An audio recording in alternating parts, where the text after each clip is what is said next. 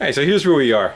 I want to do some playing around with TIG welding the tank, and just kind of working on my my TIG capacity. So we're set up on about 77 max. I think max is out at 175, 185 rather. And we're just kind of keeping it low for now, and I'm gonna go try working that. You can kind of see I did a little like silicone bronze play right there, and just kind of melting it into the steel and melting the puddle and playing with it. And I figure I'd go grab myself a mild steel wire, and we'll feed that in and try making a puddle, and we'll see. I'm again just kind of practicing on scrap and see how we make out. The camera you're looking through, I don't know if you noticed the last 10 videos or so, the video quality's really been crapping out. It's having a problem focusing every once in a while. Fires up with the error code, and that thing's got probably about 900 videos on it. It owes me absolutely nothing. So I figure we can kind of go put that one to its death by having it go look at a bunch of bright light. So that's why you guys are set up there. And I did order another same camera, new used off of eBay for like 70 bucks. You guys are looking through a Sony Handycam. Get the number, SR68 or something like that. So I think that one's going to be destined to turn into a welding camera. The reason why I got the same one, first of all, because I'm don't like learning new things as far as technology, and second of all, everything else will match. The batteries will match, the chargers will match, and all that kind of stuff. So I can just leave all well enough alone. So I think I'm running a cap, number 7 cap. The number's the diameter of the cap. Let's see if 77 will be hot enough for us.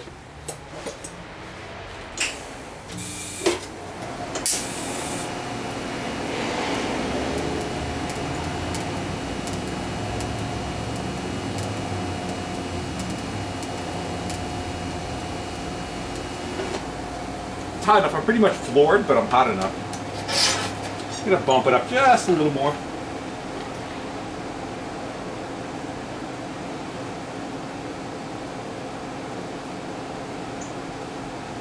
Yeah, bring it to 85, 84.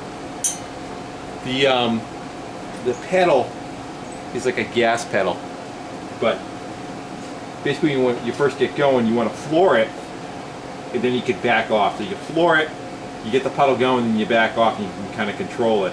But you need enough juice to be able to kind of go and do that. Yeah. But I was holding it pretty much to the floor on that last one. I probably backed off the pedal quarter inch, something like that. So.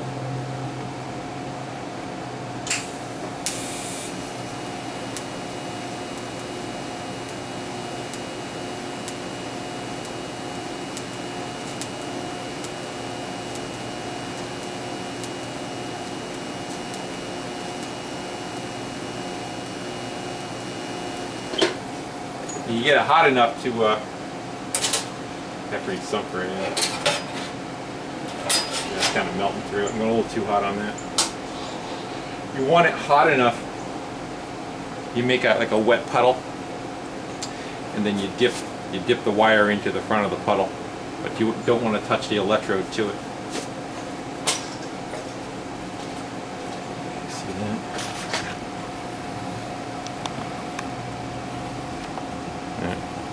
Told you. So you see the one closer to us looks a little bit taller than the other one's almost like flat and kind of melted itself right into the metal. So that's a little too hot. I'm burning right through, and if I wasn't sitting on the bench, I'd probably be burning right through that.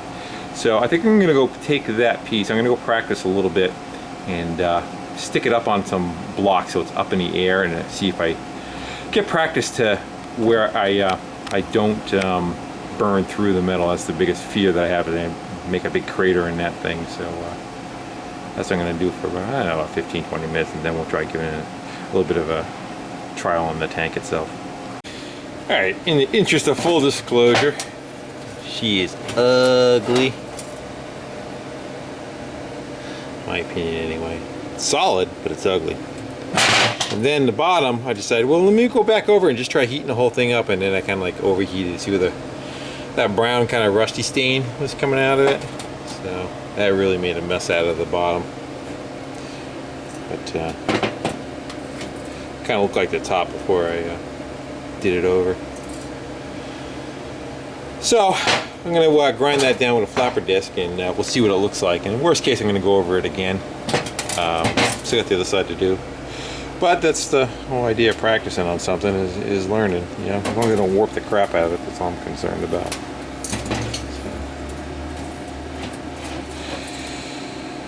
Good thing for grinders and the sealer that you wash around inside the tank.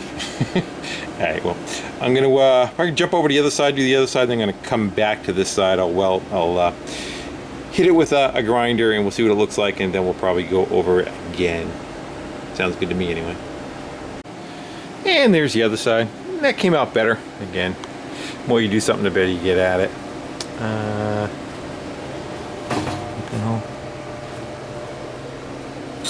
Took an air gun to my camera, kind of blew out around the shutter. I wonder if the focus is getting cruddy. Seemed to help it a little bit. And there's the ugly side. And the kind of other thing that is kind of getting me, see where I have like the spot welds, trying to take that puddle and spread that out a little further instead of having it be a lump right there. But yeah, that's what the problem with tacking with a MIG welder, you leave such a big ball, whereas a TIG welder you can make a real little tiny guy and kind of bridge it across. So I'm gonna go take a grinder to it, and we'll knock off some of that shoulder, and we'll see what it looks like, and then see if I need to address more of it. I did leave a hole in it. You gotta leave somewhere for air to come out, so I did leave a hole right in the very front right there. So I figure out what the filler neck is. And I figure I could probably pressurize it right there and see if we get any leaking. But I don't think I distorted it at all.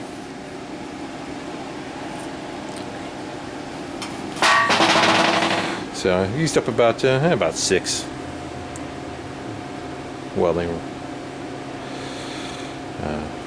rods. Yeah, that's it. Alright, so I'm going to go hit it with a grinder and maybe a flapper disc, and kind of clean it up, see what it looks like, and see what we need to repair. Now, if you're not a good welder, you better be a good grinder. So I knocked down all the welds. This side's pretty decent. Not much porosity, but that side that I went over. And all the contamination that was in there, so I got a bunch of pinholes in it. There you go. So I'm gonna rework that one and see how it comes out. Unfortunately, it might be screwed as far as those pinholes might just keep coming through because the contamination's all the way in there. But hopefully I can kind of bridge over the top of that. If not, you could just seal the inside of the tank anyway with the goop that goes around there. I got some left, whether it's still good or not, I don't know, but you pour it into the tank, you turn the tank all different directions, and kind of seals up the inside of the tank. Same stuff you use like rusty, rotten tanks too, to restore them. But practice.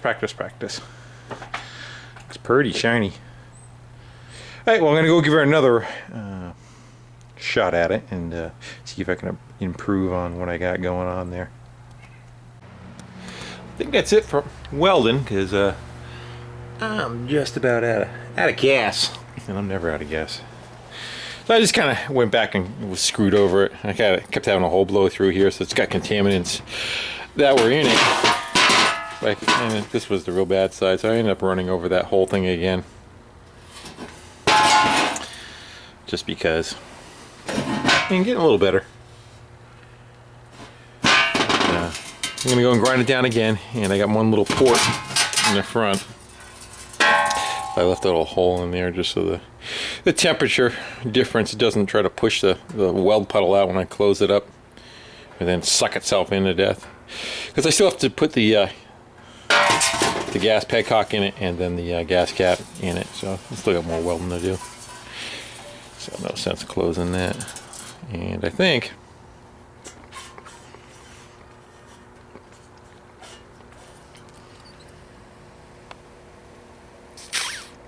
Seems like it's holding there. Draw a vacuum on it anyway. So I'll grind that down, and that's about all I can do on that anyway, because again, I'm out of gas. I might start screwing with something else. I'm probably going to start thinking about front end, what I want to do for front end. So I'm going to start playing around with that a little bit and see what I get.